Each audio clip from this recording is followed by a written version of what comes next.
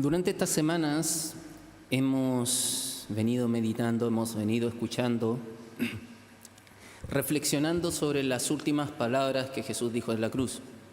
De hecho, de eso se trata esta serie, para que comprendamos en profundidad que cada una de esas frases que Jesús dijo tiene un significado para nuestras vidas. Jesús habló a los que lo crucificaron y pidió a Dios que los perdonara. Luego Jesús se dirigió a alguien que estaba crucificado al lado de él. Le dio el perdón y lo salvó. Hoy meditaremos en las que fueron las últimas palabras de Jesús hacia otras personas. Después de estas palabras, Jesús habló con su Padre, habló sobre sí mismo, hubo reflexión. Pero las últimas palabras que Jesús dijo en la cruz fueron para los suyos, para sus íntimos, los más cercanos.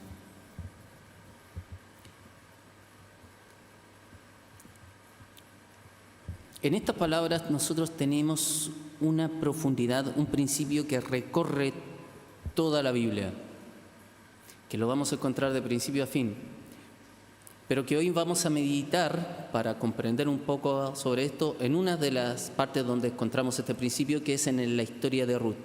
Partiremos con la historia de Ruth y luego continuaremos con la historia de Jesús en la cruz, como lo hemos leído. Así que vamos a la historia de Ruth, principalmente a meditar en los pasajes que hemos leído, pero para que tengamos un contexto. La historia de Ruth transcurre en tiempo de los jueces.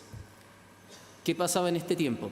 En el tiempo de los jueces, después de que el pueblo de Israel había conquistado la tierra, pasaron generaciones y el pueblo se olvidó de la ley de Dios. El libro de los jueces cierra con una frase: cada uno hacía lo mejor que le parecía. Los jueces eran caudillos que Dios levantaba para librarlos cuando el pueblo era castigado por su desobediencia, y cuando volvía en sí, Dios levantaba jueces y los juzgaban, los libraba, los gobernaban, pero después el pueblo volvía a caer. Habían olvidado de la palabra de Dios. Y ese es el contexto donde ocurre esta historia. Aquí es donde aparece Elimelec, un hombre de Belén. Y en esta historia viene una hambruna. La Biblia no nos dice por qué, pero ya conociendo el contexto que pasaba en el pueblo, podemos más o menos intuir. Cae una hambruna y este hombre, junto a su familia, decide irse de Belén a tierra de Moab. Perdón. ¿Qué pasa? Tierra de Moab los moabitas fue un pueblo que siempre estuvo en conflicto con Israel. Era una tierra donde había otros dioses. La Biblia tampoco nos dice que Elimelec o que su familia se volvió a esos dioses, pero sí nos da un detalle, que lo vamos a ver ahora mismo avanzando la historia. Ellos se van a esa tierra y Elimelec muere. Cuando Elimelec muere, queda Noemí, que era su esposa, y sus 2 hijos. Ellos se casan con 2 mujeres del lugar. Si nosotros vamos a la ley, vamos a lo que Dios había enseñado, Dios le había prohibido al pueblo que que la gente de Israel se casara con mujeres de los pueblos de alrededor, de las otras naciones. Sin embargo, ellos lo hicieron. Ahí nosotros vamos conociendo un poco cómo era el contexto donde estaba. ¿Qué ocurre? Estos 2 hijos también mueren y queda Noemí y sus dos nueras, Orfa y Ruth, quedan solas. Es así que Noemí decide volver a Belén porque supo que Dios había sido bueno con Belén, que Dios había bendecido, que esa hambruna había terminado. Entonces decide volver, pero sin nada, lo había perdido todo. Y es aquí donde ella mira, una mujer viuda en ese momento, a su edad, quedaba desamparada, y mira a sus nueras y piensa: ellas tienen una vida por delante. Así que decide despedirlas, decide liberarlas de la responsabilidad moral de cuidarlas. Les dice, como hemos leído, miren, vuelva cada una a la casa de su madre, que el Señor las trate a ustedes con el mismo amor y lealtad que ustedes han mostrado con los que murieron y conmigo. Este versículo, el versículo 8, nos dice mucho de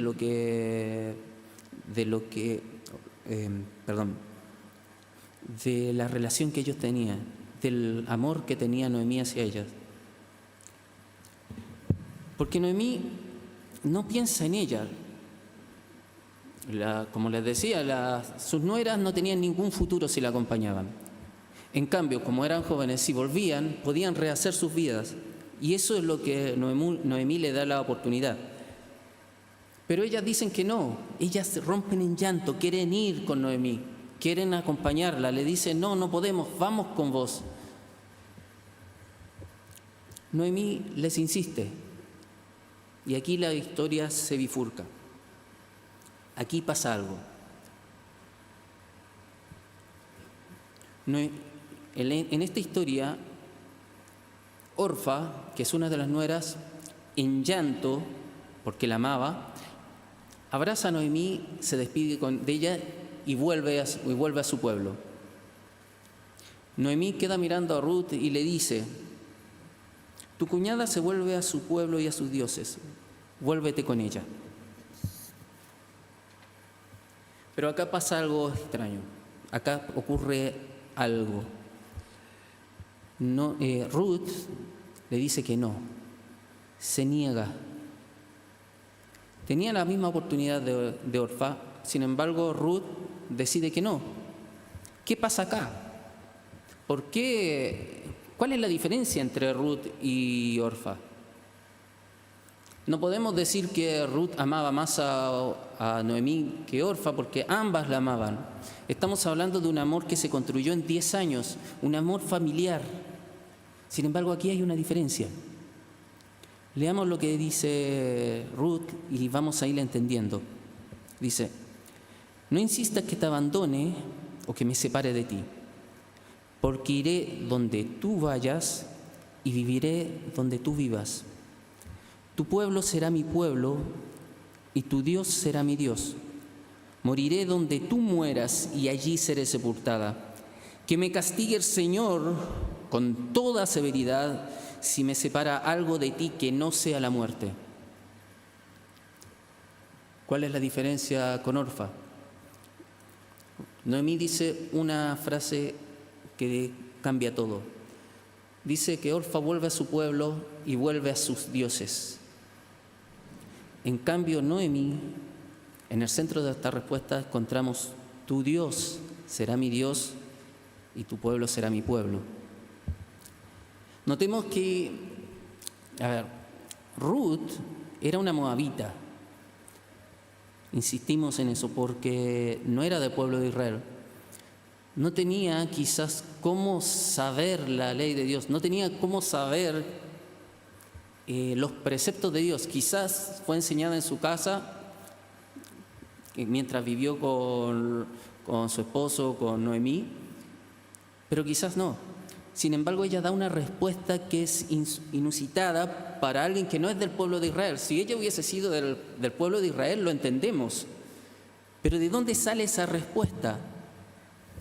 Si nos fijamos, su respuesta se parece mucho a la que dice Jacob en Génesis 28, 21, cuando está huyendo de su hermano. Jacob dice que si Jehová lo hacía volver a su tierra, Jehová sería su Dios. Entonces, ¿quién le enseñó a Ruth a responder así? Incluso sus palabras se parecen a las de Jeremías, que dirá muchos siglos después, cuando dice, ellos serán mi pueblo y yo seré su Dios. Son palabras que recorren toda la Biblia y que está dicha por una mujer que no era del pueblo de Israel. La única forma que Ruth hablara así es porque Ruth no está hablando desde el conocimiento que tenía solamente. Ruth no está hablando desde ese amor que tenía por Noemí, porque ese amor familiar podría ser el mismo que tenía Orfa y sin embargo volvió. Ruth está hablando así porque algo más pasó en su corazón. La única forma de que Ruth hable de esa manera es que ella haya nacido de nuevo, que Dios haya transformado ese corazón y que en ese momento ella se planta y dice: no me voy, porque ahora tu Dios será mi Dios y tu pueblo será mi pueblo. Eso marca una enorme diferencia.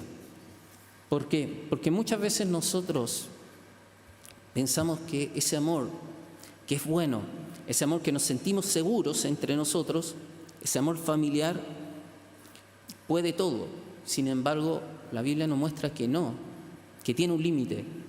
Pero cuando ese amor está fundamentado en Dios, que es el que transforma el corazón, ese amor ahora sí es contra viento y marea, nada lo puede detener, incluso se enfrenta ante la adversidad. La expresión que dice en el versículo 17 se puede traducir: así me haga Jehová y aún me añada. Pareciera un poco rara la redacción, pero es porque es un dicho. En otras traducciones se usa así, porque es un dicho que quiere decir que habla sobre el énfasis en la acción que está diciendo. Más aún, adentrémonos un poco en cómo responde Ruth y cómo esto está registrado. Hay un comentario bíblico de René Padilla que destaca la estructura de la respuesta. La respuesta de Ruth tiene una estructura literaria que nos habla de su determinación. Fíjense, ella dice: no insista que te abandone o que me separe de ti. Esa es la primera parte de la respuesta. Si miramos la última parte de la respuesta, es un refuerzo con el opuesto. Dice: que me castigue el Señor con toda severidad si me separa algo de ti que no sea la muerte.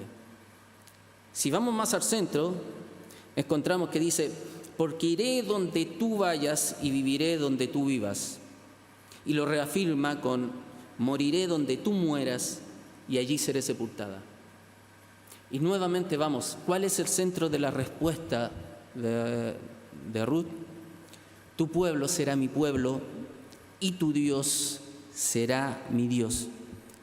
La belleza literaria de esta respuesta está enfatizando la determinación de Ruth. Ruth responde como una hija del pueblo de Israel. Ruth responde como una hija de Dios, porque Ruth ya era una hija de Dios en ese momento. Dios la había salvado, Dios había cambiado su corazón. Ruth había nacido de nuevo y responde de esa manera. ¿Qué ocurre? Ellas vuelven y en el lugar, cuando vuelven a Belén, ese amor que ellas se tenían, recordemos, Noemí estaba cuidando a sus nueras, le importaba el bienestar de sus nueras. Ahora a Ruth le importa el bienestar de Noemí. Vuelven al pueblo y Dios las empieza a bendecir.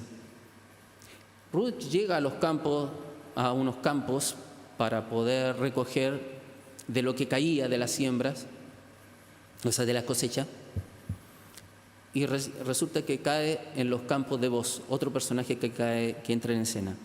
Boz, cuando se entera quién es Ruth, le dice: recoge con toda libertad, le dice a sus capataces que la dejen trabajar tranquila y le da de lo mejor del grano y dice: yo conozco la misericordia que tuviste con el hijo de Noemí y cómo has sido con Noemí. Conozco el amor que has tenido y cómo la has cuidado. Es más, todo el pueblo sabía de la bondad de Ruth. El amor que tenían ellas no es un amor que se queda entre ellas, porque el amor que viene de Dios es un amor desbordante. No queda solo entre nosotros, sino que empieza a brillar. El mundo no puede hacer vista ciega a lo que pasa en el amor entre los hijos de Dios. Aunque no quiera verlo, lo va a ver, porque ese amor brilla, ese amor alumbra todo. El amor de Ruth estaba cumpliendo lo que Jesús dijo después, mucho más adelante, cuando les dice que tenemos que ser sal y luz en este mundo. Era lo que estaban haciendo Ruth y Noemí entre ellas, solamente mostrando su bondad.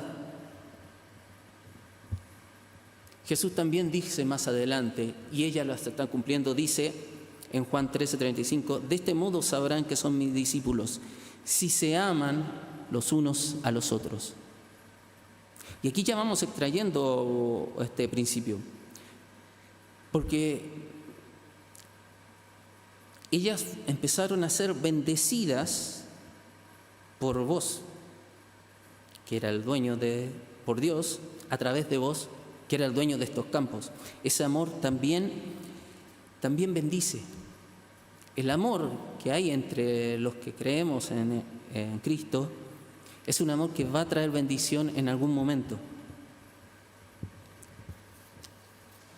Pero más aún, la historia sigue creciendo a un punto más alto.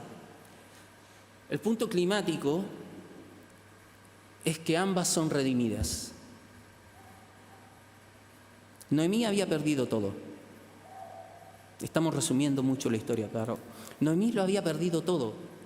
Pero Dios, a través de una moabita, una mujer que no era del pueblo de Israel, que decidió quedarse con ellas hasta las últimas consecuencias, en medio de toda la adversidad, Dios le devuelve todo. Y más aún, el linaje que había muerto, Dios le devuelve un linaje, le devuelve una familia, porque Ruth se casa con vos. Eso es lo que vemos, es la profundidad que vemos en la historia de Ruth. Y sin embargo sigue siendo la superficie, porque esta historia, lo que nosotros leemos en Ruth, es más grande aún, porque es una historia que apunta a Cristo. En un plano mayor, prefigura a Cristo y su entrega. Es una historia de amor desinteresado que viene de Dios. Es un amor desinteresado que por parte de Ruth y de Noemí, pero también es una historia de amor y redención por parte de vos, porque fue el pariente cercano, que eso es parte de la ley. Lo importante fue quien las redimió. Donde Noemí, que pensaba que su vida había caído en una desgracia que no podría salir, Dios la redime. Son dos mujeres que perdieron todo. Y Dios no solo les restituye, sino que, como decíamos, les da una familia. Y aquí viene más profundo aún. No les dio solamente una familia, les dio un linaje. ¿Y qué linaje era? A través de la línea, de su linaje, de la familia que Dios le da, es que viene el rey que viene a ser el modelo de todos los reyes durante todo el resto del Antiguo Testamento, el rey David. Y a través de ese linaje que Dios forma, en última instancia llegamos al descendiente de David, el verdadero gran rey, que es Cristo. O sea, Dios toma todos los medios para que en la redención, en el amor y la redención que encontramos aquí, llegamos al Redentor real, al Redentor supremo, a quien nos redimió a nosotros. Así es que llegamos entonces a la historia, vamos a conectarnos con la historia de Jesús en la cruz. Y esto es importante ver, es importante ver algo antes. Muchas veces se enfatiza mucho en los dolores de la cruz, en lo terrible que fue la cruz, y se deja de lado, se olvida que el plano espiritual, el plano de que Dios nos salvó de nuestros pecados, nos redimió de nuestros pecados en la cruz. Pero también sucede que en un afán de no ser sensacionalista, se habla solamente de esa parte y se olvida de la parte física, del dolor físico de Jesús en la cruz. Las dos cosas son importantes. Las dos cosas son igual de importantes, pero no porque se puedan sumar, sino porque es una sola. Tenemos que entender que nuestra condenación era hacia nosotros completamente. ¿A qué me refiero? Si leemos Apocalipsis 20:13, podemos leer: el mar devolvió a sus muertos, la muerte y el infierno devolvieron a los suyos, y cada uno fue juzgado según lo que había hecho. En Daniel 12:2 leemos: y del polvo de la tierra se levantarán las multitudes de los que duermen, algunos de ellos para vivir por siempre, pero otros para quedar en la vergüenza y en la confusión perpetua. Jesús mismo dice: los que han hecho el bien resucitarán para tener vida, pero los que han practicado el mal resucitarán para ser juzgados.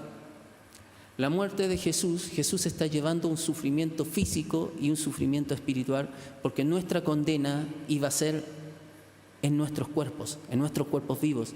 Resucitaríamos para ser condenados. Sin embargo, Dios muere y toma nuestro lugar para que en la resurrección seamos salvados. Debemos tener esto en presente para poder entender qué es lo que está ocurriendo en el relato que hemos leído. En la cruz está Jesús, está sufriendo esta cruel muerte, que para entenderla mejor, la mejor manera de entenderla y mantener ese equilibrio es leer lo que dice Isaías 53, el versículo 3 y 4, donde dice: despreciado y rechazado por los hombres, varón de dolores, hecho para el sufrimiento. Todos evitaban mirarlo. Fue despreciado y no lo estimamos. Ciertamente Él cargó con nuestras enfermedades y soportó nuestros dolores, pero nosotros lo consideramos herido, golpeado por Dios y humillado. Eso era lo que estaba pasando Jesús en la cruz. Pero también hay otro cuadro, hay otro plano, que son los que estaban acompañando a Jesús, los que están alrededor de Él, que a veces lo leemos, lo tenemos en mente, pero no entramos tanto en ese detalle. ¿Qué estaba ocurriendo? En ese momento estaba María, la madre de Jesús, María Magdalena, estaba Juan y otras mujeres más que amaban a Cristo. Estaban sufriendo ahí. Allí se estaba cumpliendo una profecía, la que nosotros podemos encontrar en Lucas 2, 34 y 35. Cuando Jesús era niño, lo llevan al templo, lo presentan, y ahí había un hombre llamado Simón, que cuando reconoce que Él era el Salvador del mundo, dice lo siguiente: este niño está destinado a causar la caída y el levantamiento de muchos en Israel, a crear mucha oposición, que era lo que estaba pasando, a fin de que se manifiesten las intenciones de nuestros corazones, que era por lo que lo estaban crucificando. En cuanto a ti, dirigiéndose a María, la madre de Jesús, una espada atravesará el alma, te atravesará el alma. María estaba ahí y a veces leemos, pasamos de largo, estaba viendo a su hijo crucificado. La contradicción misma, el Rey de Reyes estaba siendo colgado, aparentemente derrotado. Su alma estaba siendo traspasada. Imagínense el dolor de una madre ver a su hijo morir de esa manera. Es desolador. No podía ser peor la circunstancia. Sin embargo, cuando Jesús vio a su madre y vio al lado a sus discípulos, les dijo: mujer, he ahí a tu hijo, o ahí tienes a tu hijo. Y luego le dice al discípulo: ahí tienes a tu madre. Meditemos nuevamente ahora desde el cuadro de la cruz y preguntémonos: ¿quién de nosotros, estando en esa situación, tendría la capacidad de mirar quién está alrededor? ¿Quién, sufriendo de esa manera, en una muerte que es asfixiante, estaría preocupado si la otra persona está triste, está dolida, si está sufriendo? Sin embargo, Jesús vio a su madre y cuando Jesús la ve el cumplimiento de aquella promesa que hacían 33 años que se había dado. Y comprende su dolor. Entiende lo que está pasando ella y tiene compasión de ella. También estaba el discípulo amado, en este caso Juan. Estaba parado junto a ella. Otras traducciones hacen énfasis en que estaba presente. Esta reiteración en la literatura oriental en general, cuando nosotros vemos que algo se reitera, incluso cuando para nosotros es redundante, es porque se está haciendo énfasis en algo. Cuando se redunda en esto, cuando se reitera que estaba presente, la palabra usada ahí se traduce directamente como que estaba presente de pie, pero la raíz de esa palabra quiere decir dispuesto, es que está ahí presto para. Cuando la Biblia habla que Juan estaba ahí, está diciendo que aún cuando estaba viendo a su maestro, aún cuando estaba desolado, aún cuando toda su esperanza se derrumbó, porque él vio a su rey, a su maestro, al que él pensaba el Mesías, derrotado. Él no entendía la crucifixión todavía, no entendía que Jesús iba a resucitar, no entendía la salvación. Sin embargo, él estaba ahí parado, presente, dispuesto a su maestro en sus últimos momentos. Eso es lo que está diciendo. Y es por eso que Jesús tuvo la confianza y le dice a Juan: he ahí a tu madre.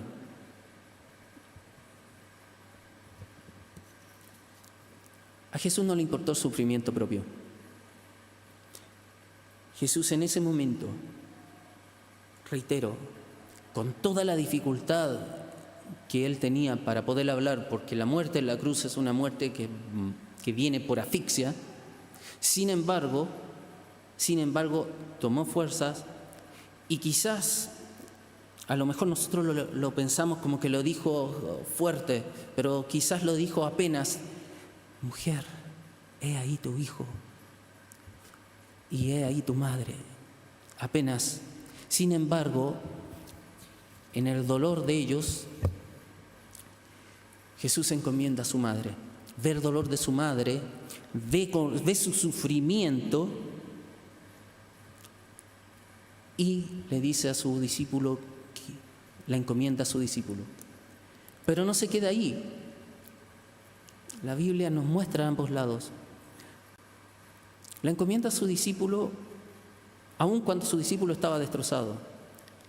Pero luego vemos que aunque su madre estaba ahí sufriendo, como hemos leído, su alma estaba siendo traspasada, Jesús a su madre le encomienda al discípulo amado, que estaba destrozado. Jesús toma a dos personas totalmente destrozadas, sufrientes, pero que él tenía la plena confianza en ellos y los encomienda mutuamente. Juan pasa a cuidar a María como si fuera su madre y María pasa a cuidar a Juan como si fuera su hijo.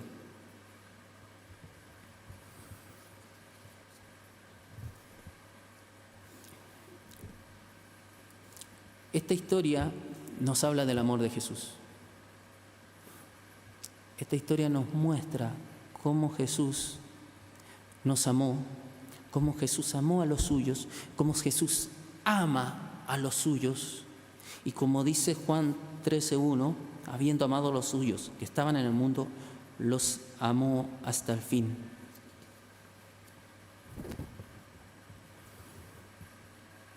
Esto nos devuelve a Ruth y vamos a empezar a hacer la comparación. Si vemos, Ruth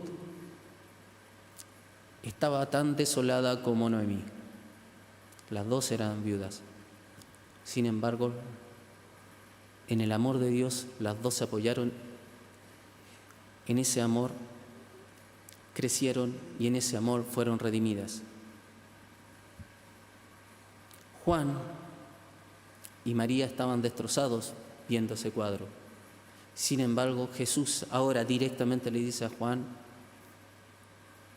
les dice a María y a Juan, ayúdense, ámense, cuídense aún en esta adversidad.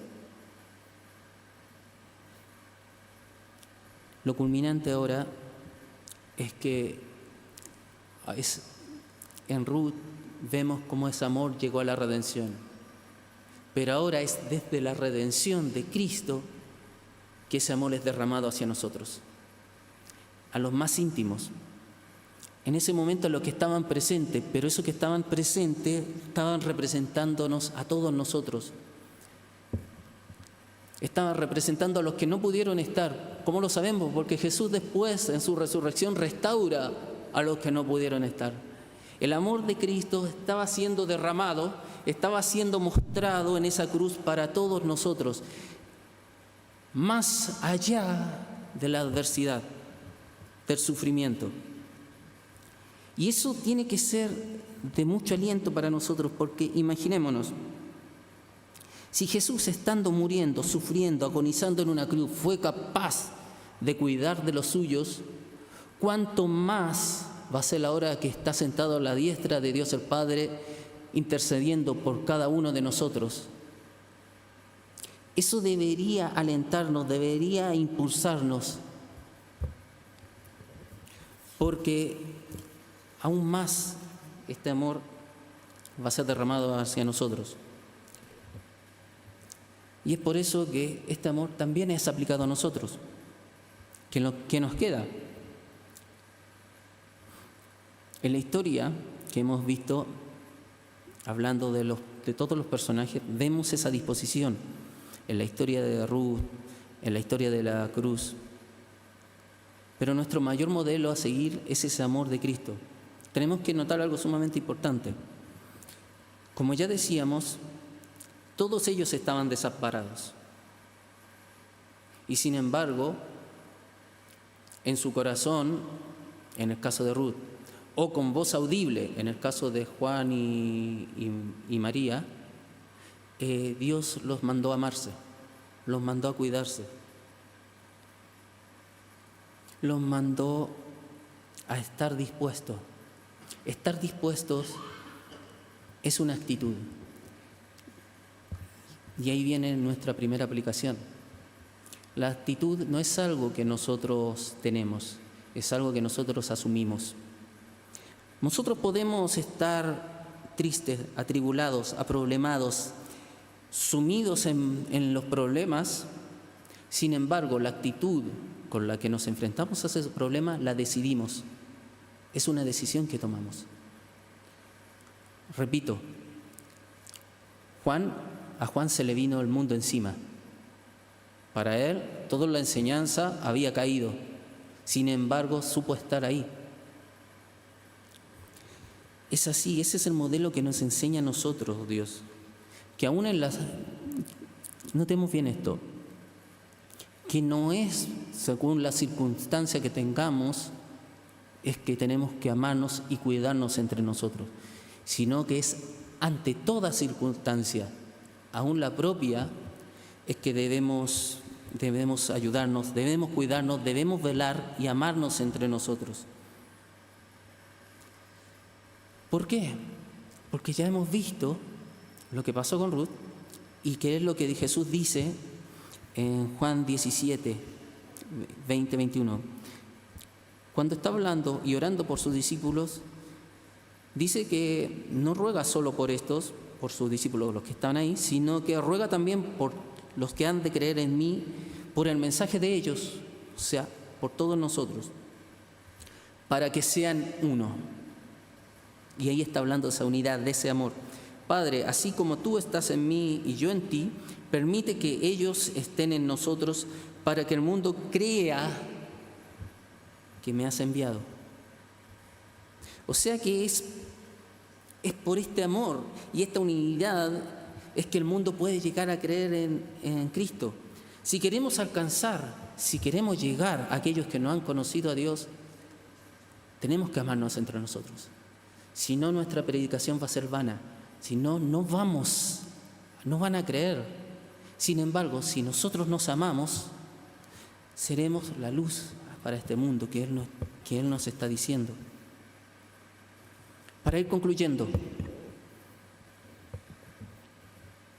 Ruth, Noemí, Juan, María, todos nos hablan de un amor entregado, dispuesto, con esa actitud de enfrentar toda adversidad juntos. Ese amor que viene de Dios, que ya vimos que si no viene de Dios va a tener un límite, pero si viene de Dios es contra todos. A través de este amor podemos llegar incluso a la redención. Lo hemos visto en esta historia. Este amor va a alumbrar al mundo y eso va a hacer que el mundo crea y la gente va a venir y va a conocer a Dios, nos puede llevar a la redención.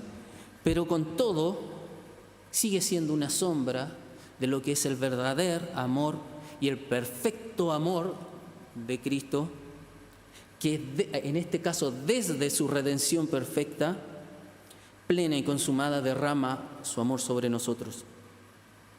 Derrama su cuidado y su auxilio.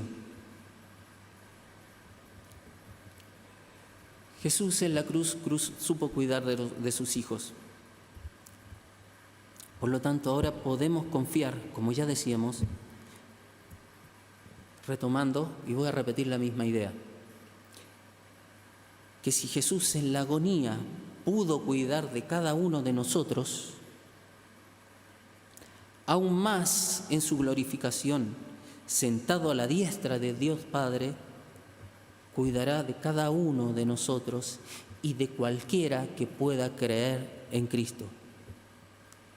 Y es desde ese amor que nuestro amor va a ser alimentado y va a crecer entre nosotros. Es ese amor que tenemos que buscar, porque si vamos a imitar ese amor del cual se dijo que había amado a los suyos y los amó hasta el fin. Oremos. Padre Celestial, te damos gracias, Señor, en este momento por tu palabra, Padre. Te damos gracias, Señor, por ese amor que nos has dado, por ese amor que viene desde ti, por ese amor inefable que nos ha salvado, nos ha redimido, pero aún así, más todavía, nos bendice, nos cuida, nos protege, nos consuela, aún en la adversidad.